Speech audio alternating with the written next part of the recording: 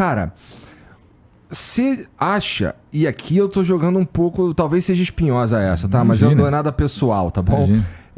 Cara, será que o Centrão tá olhando pro governo e pra você de um ponto de vista que eles acreditam que vocês estão fragilizados e estão meio que de tubarão tentando se dar o melhor possível em cima de uma posição supostamente fragilizada? Tu sente isso? Eu não sei nem se tu pode falar sobre isso. Não posso, cara. Primeiro assim, eu não acho que existe esse centrão mais, sabe? Sinceramente, falando uma boa aqui, eu não acho que... porque o que foi o centrão durante o governo Bolsonaro, que foi em outros momentos? O centrão sempre existiu.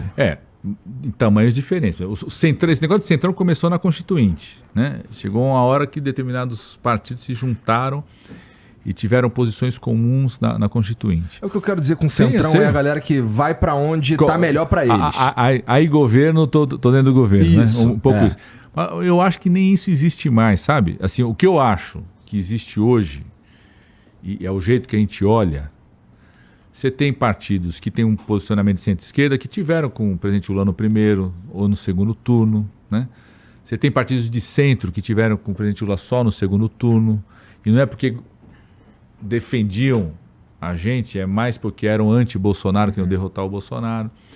E você tem partidos, não é partido, você tem parlamentares, que é um pouco isso, que às vezes ele tem uma posição, mas o que ele quer estar colaborando de alguma forma com o governo, quer participar disso, dependendo do projeto ele vai lá e vota, né? O que eu acho que não tem um centrão? Porque a gente olha como partidos diferentes, e são mesmo, cara. Eu olho para a Câmara dos Deputados, caramba... O Bruno fazendo merda, tá tudo bem. Eu olho lá para a Câmara dos Deputados e eu vejo cada bancada, cada partido, porque são assim. Hoje você tem vários blocos, os caras se juntam e montam blocos. Você tem um bloco lá que tem 142 parlamentares, são de partidos de centro, que falam, nós somos de centro. Tem um outro bloco que tem 190 deputados, que também falam assim, a gente também é de centro. Então tem dois blocos diferentes. Esse é o melhor lugar para você ir, eu suponho. Né? Porque é uma galera que está mais maleável. É isso. E eu acho que isso está muito presente para vários temas. E o que é central para o governo, o que são as nossas prioridades ali nesse primeiro semestre? É recriar os programas sociais, então Minha Casa Minha Vida, Bolsa Família. Sinceramente, eu não acho que esse é um debate de centro, de esquerda ou de direita. Sinceramente, cara, eu acho que é um debate que você consegue conquistar muito voto a favor disso, pô. A gente recriou o Bolsa Família, estamos dando lá, garantindo R$600, dando R$150 para cada criança. Pô, são poucos partidos ou poucos parlamentares que vão votar contra isso, porque isso é a prioridade nossa. Pega mal votar contra isso. Minha Casa Minha Vida, tudo. Então são programas sociais. A outra é o marco fiscal. O marco fiscal é um negócio que ultrapassa o governo, não é um negócio para o governo Lula. É para vários governos. O que exatamente é o marco fiscal? O que é isso? É você estabelecer uma regra que você vai definir como que você investe naquilo que mais importa, mais precisa, que só o Estado pode fazer. Se o Estado não fizer, ninguém faz, que é saúde, educação, moradia, infraestrutura que o privado não vai fazer, ou que você precisa do Estado para começar a dar o pontapé, depois o privado vem. Tem coisa que só o Estado faz, cara. Se não tiver o orçamento público para fazer, não vai acontecer, né?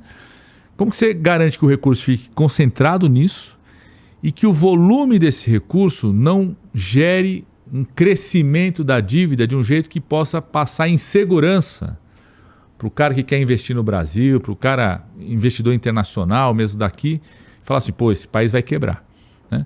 É um pouco a família ter uma regra. Pô, você tem a família lá, você tem uma dívida que foi contraída pelos seus avós, pelos seus pais, você paga uma parte dessa dívida ainda. Como é que você vai garantir que o seu dinheiro fique concentrado naquilo que mais importa, que é alimentação, material de escola para os seus filhos, uniforme para os seus filhos, de um jeito que você vai investindo nisso, que é o mais importante, num montante que não vai fazer com que você estoure a dívida, a ponto de você conseguir fazer com que um banco, alguém, eu vou emprestar para esse cara porque esse cara está sendo responsável. A regra fiscal é isso, ela vai ultrapassar o governo do presidente Lula. Então não é uma regra para o governo Lula, é uma regra para o país, pô. E esse é um debate que a gente conquista cara que é de direita, mas que concorda com isso, o cara que é do centro, mas que concorda com isso. Estamos falando do arcabouço fiscal? É isso, o nome é esse. Esse é o nome que veio para todo mundo. Deixando claro. Eu chamo de lei de responsabilidade social e fiscal, cara. É como você...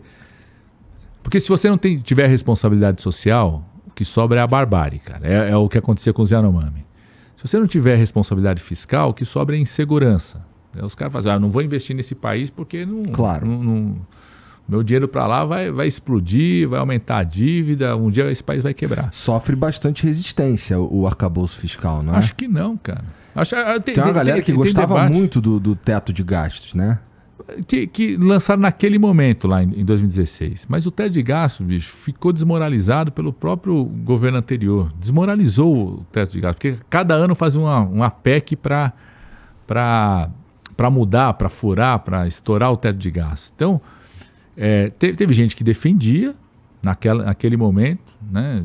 Tem gente que acha que teve um papel importante naquele momento, de dar uma sinalização para o mundo de que o Brasil vai conseguir controlar a sua dívida. Eu acho que o teto de gasto é uma coisa exagerada, né? A medida era uma coisa exagerada. Por você estabelecer uma regra de 20 anos, significa que você está acreditando que durante 20 anos o país vai continuar em crise. Você vai controlar investimento na saúde por 20 anos? Não tem isso, cara. Você nasce gente todo dia, envelhece, quanto mais envelhece, mais você precisa de médico, mais precisa de área da saúde. Você não pode ter uma regra como essa, né? Mas teve gente que defendeu lá. Depois ficou desmoralizada essa regra. Mas mesmo gente que defendeu o teto de gastos naquele momento está disposto na nova realidade discutir um novo marco fiscal, que você possa fazer uma regra que não seja tão rígida, que sinalize, porque é importante sinalizar para outros governos. O Lula fala uma coisa que é real. Ele fala assim, eu sou a prova da responsabilidade fiscal, porque é verdade. O governo Lula, os 8 anos, foi a prova da responsabilidade fiscal. Aumentou reservas internacionais, sempre fez mais economia do que gastou, que a gente falava da meta do superávit, controlou a inflação, tudo, sucesso na responsabilidade fiscal. Mas é uma regra que não depende de quem está como presidente. O arcabouço fiscal é uma regra que ultrapassa o presidente. Se daqui a 4 anos não for o Lula, for outro presidente, né, essa regra continue para você ter essa combinação da responsabilidade social, socioambiental com a responsabilidade fiscal no país. Sinceramente, eu não acho que esse é um debate de direita e esquerda lá no Congresso. Acho que tem vários. O relator do arcabouço fiscal é um cara que é do PP, do partido do Lira, que apoiou o Bolsonaro. É um cara que está fazendo um trabalho sério e acho que tem tudo para fazer uma boa proposta, está discutindo com o Haddad, né? Então, eu acho que tem alguns pontos, e eu acho que é nisso que a gente precisa apostar, abraçar isso, sabe, Igor? Tem alguns pontos que fogem dessa polarização. Nós precisamos fazer isso, cara. O Conselhão hoje, o presidente Lula falando isso aqui é o lugar do diálogo. Ninguém precisa pensar igual, pode pensar diferente, mas vamos fugir da polarização para a gente poder fazer, entendeu? Esse país andar, alguns pontos poderem andar, compromissos que podem ser comuns.